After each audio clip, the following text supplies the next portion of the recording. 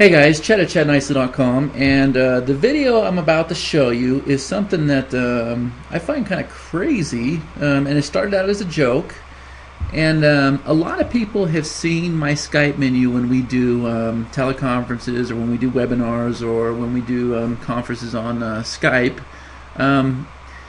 and it just amazes me what people don't know about Skype. And I've seen enough screens where people's contacts look like this, right? There's like 200 or 300 contacts in here, and there's messages just going berserk all the time, and you know, they're frustrated. It's really hard to keep track of, and it's just a mess. So like I said, this started out kind of as a joke because somebody said, well, you know, why don't you show me how to do this? And I keep showing people over and over and over what they need to do with their Skype. And I said, you know what, forget it. I'll just shoot a video, I'll do a post, and you know, if you already know how to do this, great. If you don't, then this is going to make your job a lot easier. So what I want to point out is if we focus on this menu right here, okay, this is your typical Skype menu. If I drop my arrow down right here, you will see that I have a room called Cindy's Rooms. I've got a room for developers that just do PSD graphics. I've got a room for just miscellaneous developers. Here's another developer room, and I understand what all these means. Here's a room just for family and friends. Here's a room for the inner circle I belong to. Here's a room for some of my JV partners. I mean, I got a room for everything. Here's potential candidates for hire. Here's another company.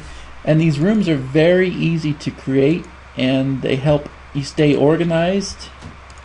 And so, I mean, it's something that's really simple. And what happens is if I turn all my contacts on, okay, here's all of them. And, you know, I just cleared them out. But if I had a bunch of messages coming through, you would see that little orange dot over here indicating that you had a message. You could actually come over here to this recent tab, and you could right click and just tell it to hide the red conversations. If you do that, then when you click the recent tab, the only thing you will see, watch, hide red conversations, they're hidden, and now the only message I have is one that I haven't answered. So if somebody else sends me another message, it's going to appear in that window, and I'm not going to see all of my contacts. And I thought all this was common sense, but the more people I talk to, the more people just don't understand how to get around using Skype, okay?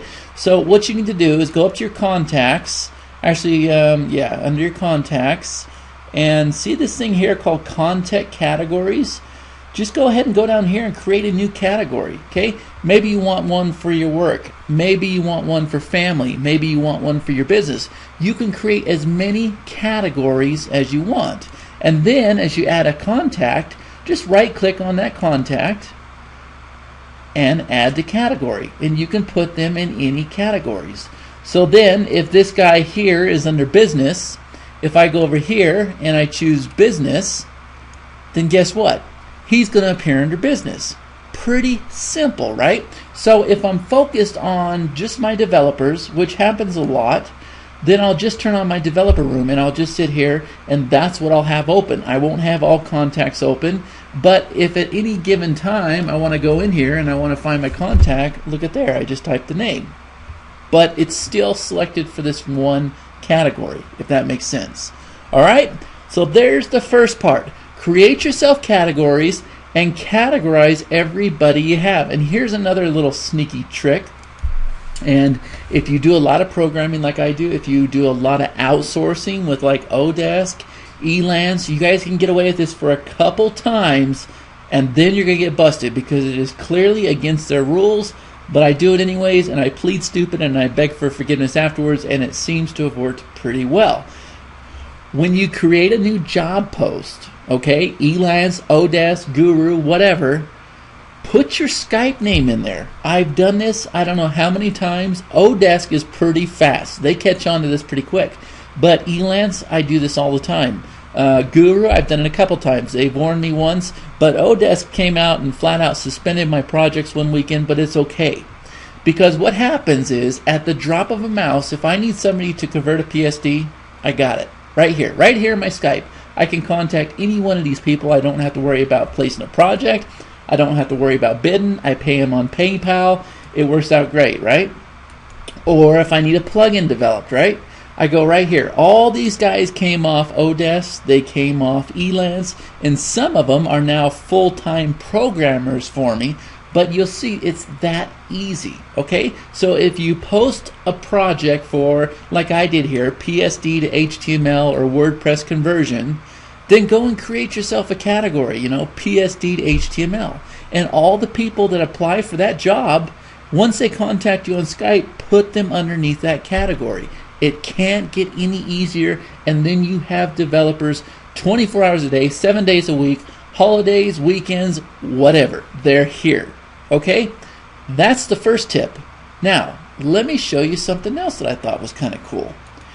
I'm going to go ahead and I'm going to open up this circle room here, okay? And there's all this chat in here, all right? Did you guys know, because I can scroll through here for days and months and I don't know, let's see, all the way up to a year, okay? That's a lot of data. But if I put my cursor in here and if I hit Control F, did you guys know that you could search through your Skype chat? Okay, so if I search for the word box, let's say the only thing I could remember about our conversation was the light box. And if I hit previous, look at there.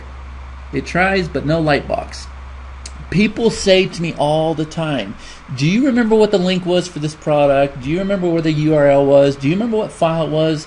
And if I can remember just something about the conversation, then I can find it, right? Let's say in my mind I'm thinking that the file had something to do with an image. So if I type in images, or actually if I type in image, look at there, www.xsc.hu, and I think that's the only free graphic site on the internet, royalty free, so check it out. But anyways, there's also iStock Photo. And if I go previous, do you see here I can go through the entire chat history searching for the word image. Okay? Cool little trick. Most people don't know that. The other thing, if I say, how's it all going? And if I send that message, if I didn't want to send that message, or if I take it back, or if I'm just mad at somebody and venting, or if I just typed the wrong thing, or if I'm drunk and it didn't make sense, I can come in here, or I can right click and I can tell it to remove the message. Alright, and like I said, it just amazes me that people don't know these things, but if it helps you, great. Okay, I've got a couple more things I want to show you. If I go up to view, actually let me just turn on all of my groups first. It'll take just a minute. I'm going to turn on all my contacts. Now if I go up to view, do you see where it says recent voicemail messages, files sent and received? Click that. Do you see this here?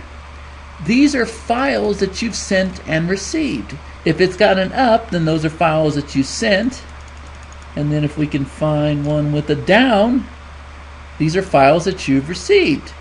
And you can just double click on it and it'll take you right to the location. Guys, useful tools.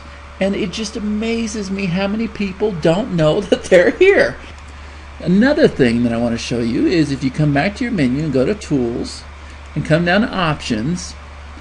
Now, if you guys are shooting a lot of videos like I do, or if you're taking a lot of phone calls or a lot of teleconferences, or you don't want to be interrupted, you guys can go down to Audio Settings, actually Sounds, and you can actually mute all your sounds. And then when you're ready again, you can just restore them back to default or take the mute off. That's the first thing. That's not my intention for coming into this menu. What I want you to do is go down to IM and SMS. Okay? Click on this. And do you see when I receive a file, do you see how you can change the folder to where it makes more sense? So let me show you this. On my desktop, if I come over here, I've got a folder called Skype Files. So if I don't go through the menu to search for files sent and received, I can simply go and open up this file, and I know that only my Skype files are in there. And if you ever go back through this menu and you retrieve the file, you can right click on it and tell it to open from the original location where you saved it. Okay, so if you move the file out of here to another place, then it's going to give you an error over here when you go to find it. It's going to say, hey, the file has been removed. Okay, so create yourself a file on your desktop or in your My Documents or on your C drive, wherever you want. Change that in the Skype settings, and then you will always have your Skype files in one place. Because I can't tell you how many people I talk to and they say, well, I know you sent it to me, I just can't find it. And I'm going, well, why don't you just click the folder where you save everything? And they're going, well, I've got some saved in here, I've got some saved in this folder, I think I put some on my external drive. And it's like, guys, it can be a lot easier. Alright, so with that being said, I think that's just a basic rundown of Skype. And like I said, I never thought I'd be shooting this video, but if it helps you, great. Let me know. Tell me firsthand, hey Chad, you taught me something I didn't know, because I would love to know that. So with that being said, it's Christmas Eve, guys. Have a Merry Christmas.